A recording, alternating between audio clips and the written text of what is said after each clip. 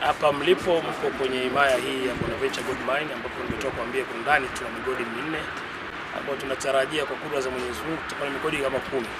Naomba Mheshimiwa Waziri wa Madini, ule mpango wa kuwawezesha wachimbaji wadogo utakapoanza, naomba sana tafadhali mkoa wa Simiyu, wilaya Bariadi, migodi ya Bonaventure na migodi minne hapa, ninahitaji uwezeshwaji kukopeshwa vifaa. Ninaomba sana niwe priority ya wachimbaji wadogo, kwa sababu ukiangalia mkoa wa Simiyu sasa pengine migodi iko minne ambayo imesimama vizuri. Kuna mgodi wa Nyawa, kuna Dasuma, kuna Halawa na kuna mimi na Bonaventure. Mimi na migodi minne kwa wakati mmoja, yani kwenye block moja, na yote inategemea tuwezeshe kwa kubwa sana. Kwa hiyo ninaomba sana Mheshimiwa Mavunde kwa talipo atakapoanza program ya kuwezesha wachimbaji wadogo, kwa kweli migodi ya Bonaventure Gold Mine iwe priority, iwe miongoni mwa migodi ya awali kabisa tukopewa nafasi hii ya vifaa hivi vya uchimbaji.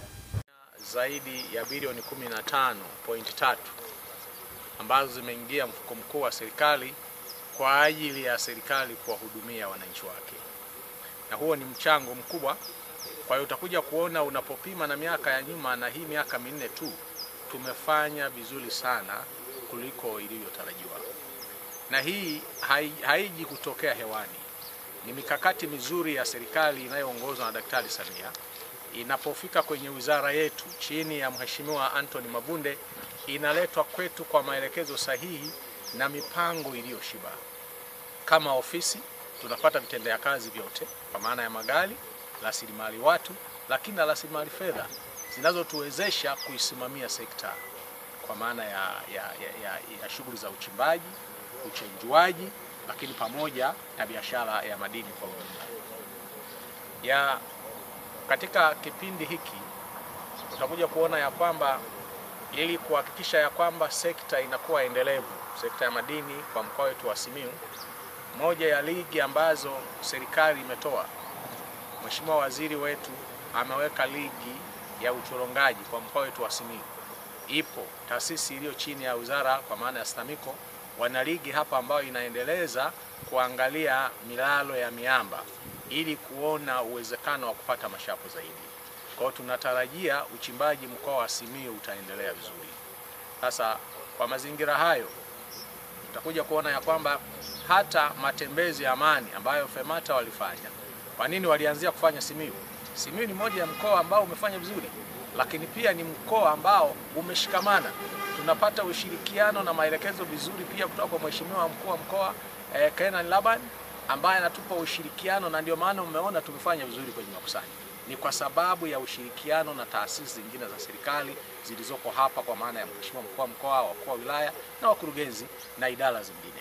Kwa hiyo tunamshukuru sana Mheshimiwa Rais, na sisi tunaamini Simiyu itaendelea kufanya vizuri sana kwenye makusanyo, maana mikakati iko vizuri na sisi mipango tunaisimamia kuhakikisha ya kwamba kila ambacho serikali inakitarajia kutoka mkoa wa Simiyu kwa maana ya kinachotokana na sekta ya madini kitapatikana, maana nina timu ya vijana wana ari kubwa kuchapa kazi kuhakikisha kwamba Simiyu inasonga mbele na tunafanya vizuri kwa ajili ya kujenga nchi yetu Tanzania. East African Spirits Company Limited ni kampuni inayojihusisha na uzalishaji wa pombe kali na bia. Kampuni hii ilianza mnamo 2018 ambapo ilianza na line ya plastiki. Tulianza uzalishaji wa bidhaa yetu inayoitwa Diamond Rock. 2019 tukaanzisha line yetu ya line ya glasi ambao tunazalisha bidhaa yetu pendwa Hanson's Choice. 2023 ndipo tulipoanza ku blend na ku manufacture beers